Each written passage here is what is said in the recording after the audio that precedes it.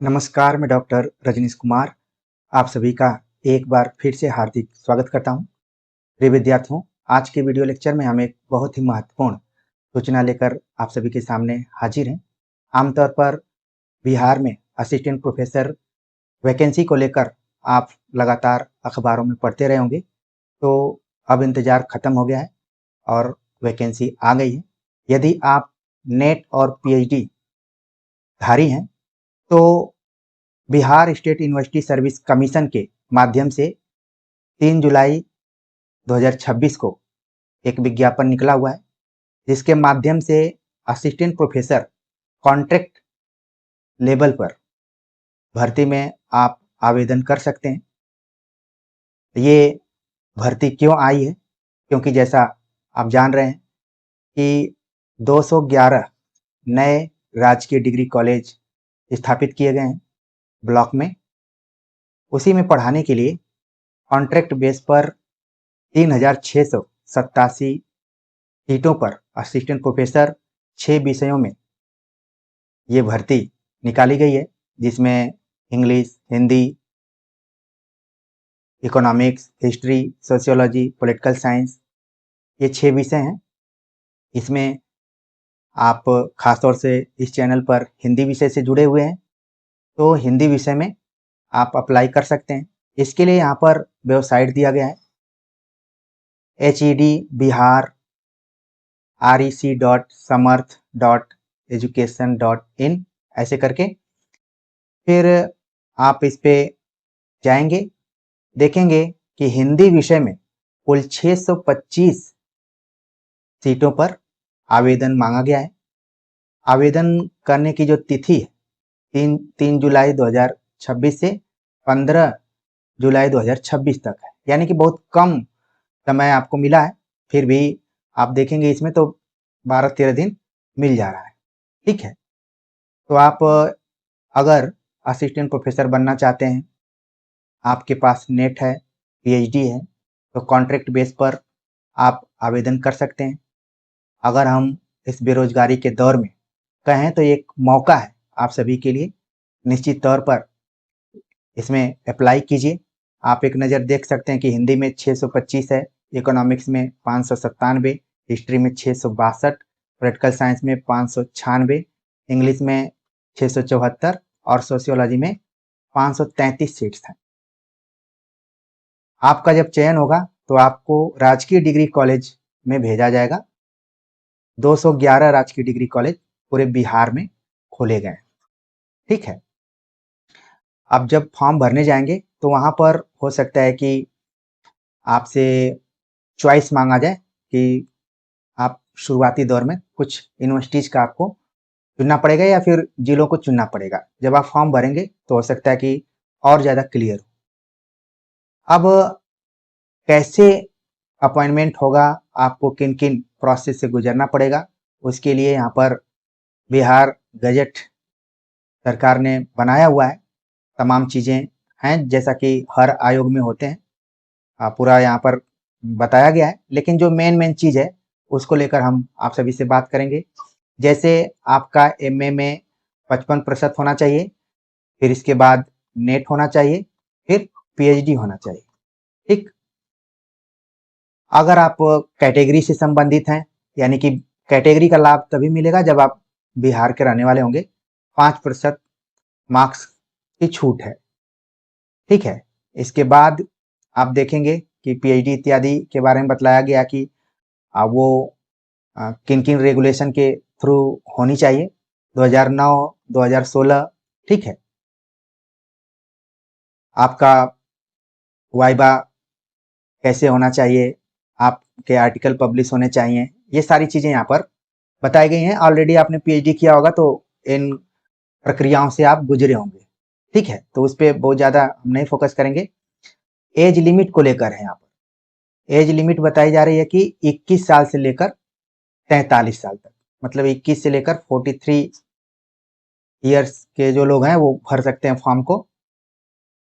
और selection criteria, तो ये जो गजट निकला हुआ है रेगुलर और कॉन्ट्रैक्ट दोनों के लिए है, तो मैं केवल कॉन्ट्रैक्ट वाले पर बात करूंगा।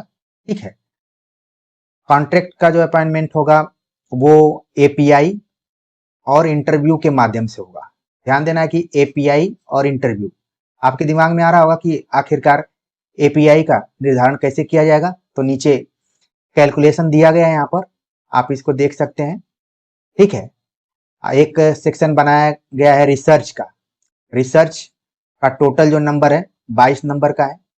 पीएचडी में पीएचडी का 11, जेआरएफ का 11 और नेट का 8 है। अगर आप पीएचडी और जेआरएफ हैं तो मैक्सिमम 22 नंबर मिल जाएगा।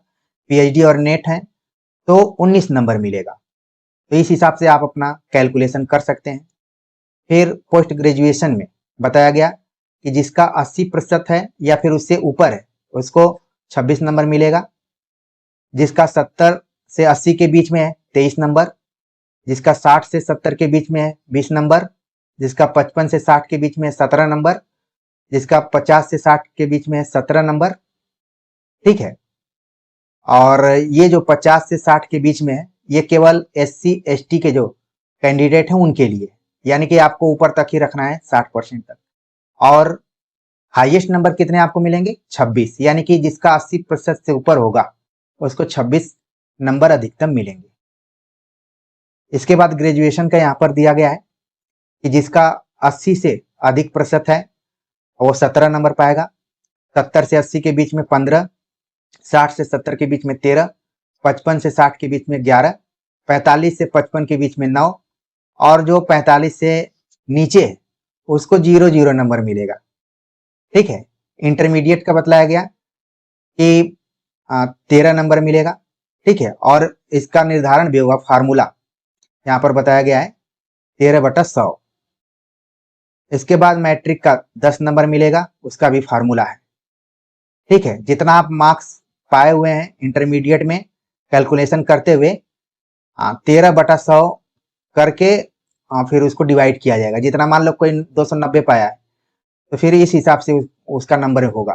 ठीक है, 13/100 गुणे 290 इस टाइप से होगा। मैं उदाहरण दे रहा हूं बस, उसी तरीके से है। तो जितना आएगा आप नंबर जोड़ लेंगे।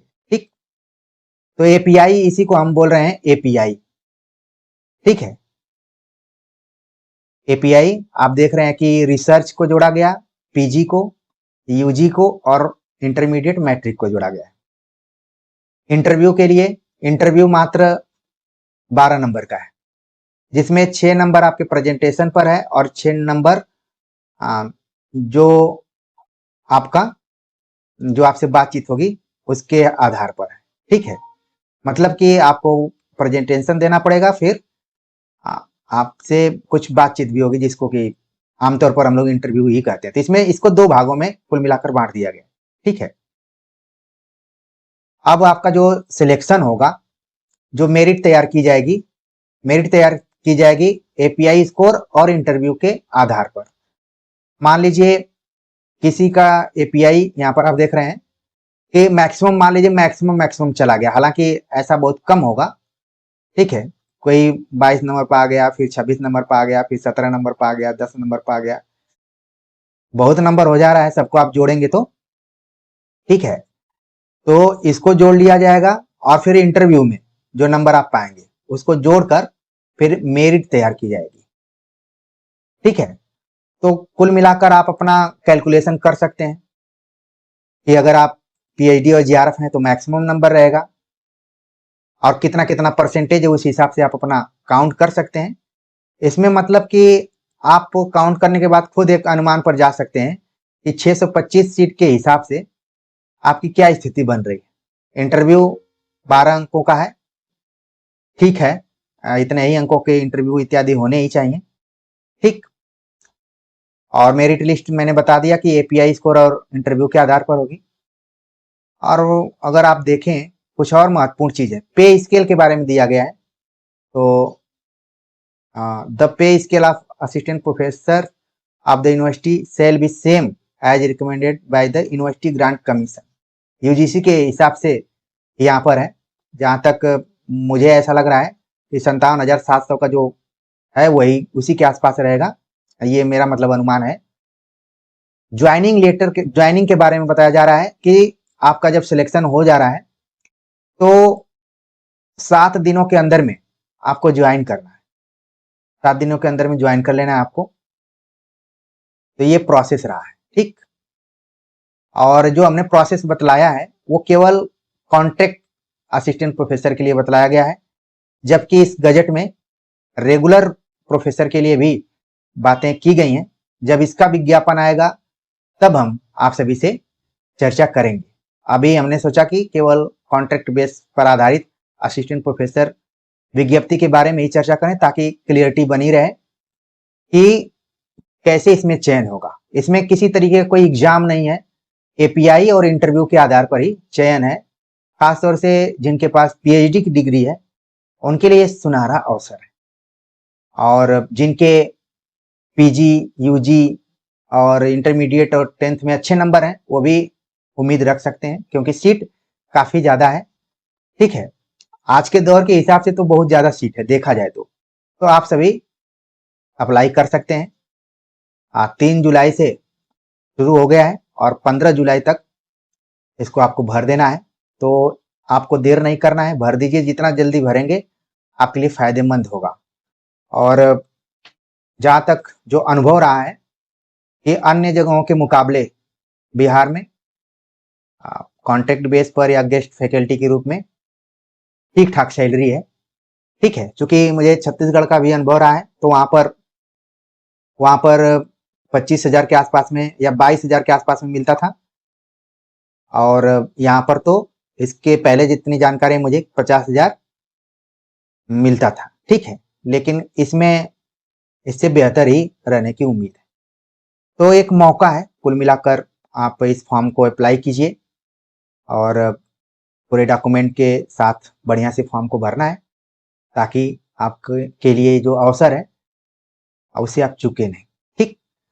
तो आप लोग भरिए। बाकी रेगुलर वैकेंसी जब आएगी तो उसके आधार पर भी हम चर्चा करेंगे। लेकिन एक क्लू आप सभी को दे दूं कि जो रेगुलर वैकेंसी आएगी उसमें रिटेन एग्जाम होगा 175 अंकों का, और इंटरव्यू होगा 25 अंकों का, और इसको डिवाइड किया गया है 13 नंबर का प्रेजेंटेशन और 12 नंबर का जो आपसे बातचीत होगी उसके आधार पर। तो मौका है, ठीक है। तो अप्लाई कीजिए। हम तो यही कहेंगे कि जितने ज्यादा से ज्यादा लोग अप्लाई करेंगे उतना बेहतर रहेगा। नहीं के स्थान पे कुछ भी आपको करने का मौका मिलेगा, आप सिस्टम का हिस्सा बनेंगे तो बेहतर रहेगा। तो प्रिय विद्यार्थियों, आप सभी कमेंट जरूर कीजिएगा अगर और भी कोई क्वेश्चन होगा। बाकी मिलते हैं एक नए टॉपिक के साथ, तब तक के लिए नमस्कार।